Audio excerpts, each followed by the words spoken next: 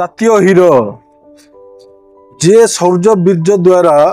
तांकर साहस द्वारा स्वाधीन भारत जो हो नथिला